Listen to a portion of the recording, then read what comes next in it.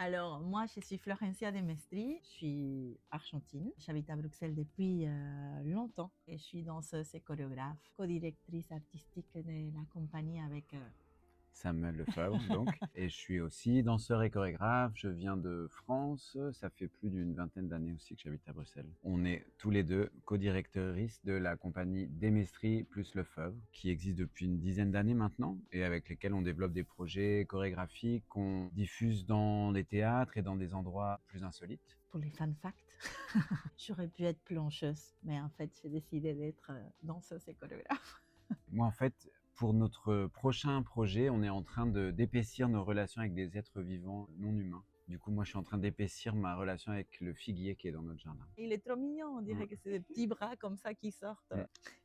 Alors, pour notre spectacle précédent qui s'appelle Troisième Nature, on s'est inspiré un peu de la notion du corps paysage. Pour nous, c'était important d'essayer de trouver avec nos outils chorégraphiques une manière de développer notre travail, mais que ça soit pas à notre référence, que le corps humain ne soit pas qu'en train de véhiculer de l'humain, mais que ça puisse être comme une surface de projection de quelque chose d'autre, comment convoquer des autres règnes, des autres dynamiques que celles qui sont purement humaines. C'était quand même un grand challenge, vu que notre outil de travail, c'est le corps. Avec l'idée que si on veut que notre rapport à l'environnement, notamment, change et qu'on puisse un peu considérer notre manière d'être vivant, vivante différemment, il faut un peu qu'on change le paradigme et qu'on s'imagine un peu moins protagoniste ou qu'on change la manière dont on se relationne avec les autres êtres vivants. Avec ce spectacle, on s'amuse avec le phénomène de la pareidolie, qui est quand on regarde, par exemple, une forme, comment est-ce qu'on peut voir d'autres formes ou imaginer d'autres choses. Ce qu'on aime bien dans l'idée de Troisième Nature, c'est que les spectateuristes pourraient sortir du spectacle en regardant les choses autrement. Quelque chose qu'on aime et qu'on développe depuis un moment, qu'on a adopté depuis quelques années, c'est cette possibilité de jouer, de présenter nos pièces dans des salles, comme dans des espaces non dédiés et surtout aussi dans des espaces plus naturels. C'est une grande différence. C'est des dialogues très différents qu'on peut créer et avec le public et comment la matière même du spectacle dialogue avec les environnements. C'est un peu ce croisement, voir comment des formes qui ont été pensées pour la salle et dans la salle peuvent s'insérer à l'extérieur et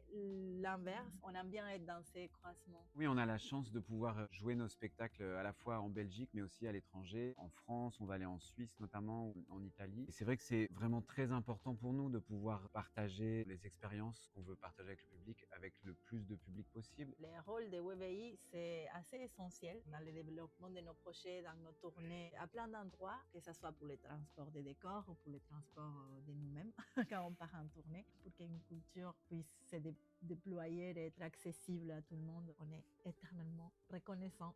On a fait une tournée en Argentine notamment, qui était vraiment très touchante pour nous, puisque c'était dans un parc par exemple où on a pu faire Troisième Nature, et du coup il y avait plein de gens qui passaient dans le parc et qui n'étaient pas forcément venus voir le spectacle. Donc ça crée vraiment des rencontres riches et intéressantes.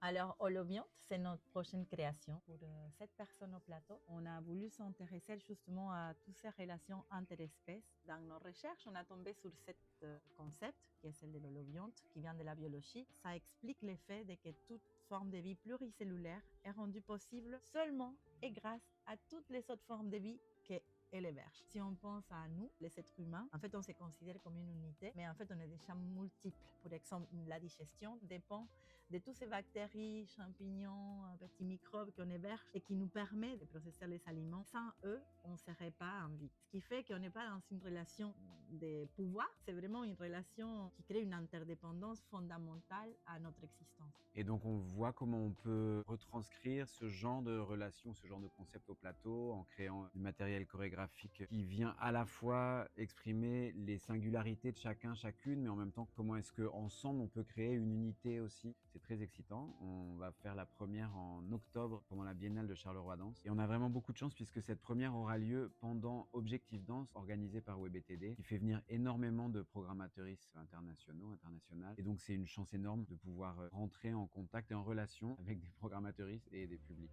Si tu veux filmer le figuier, Qui est un petit peu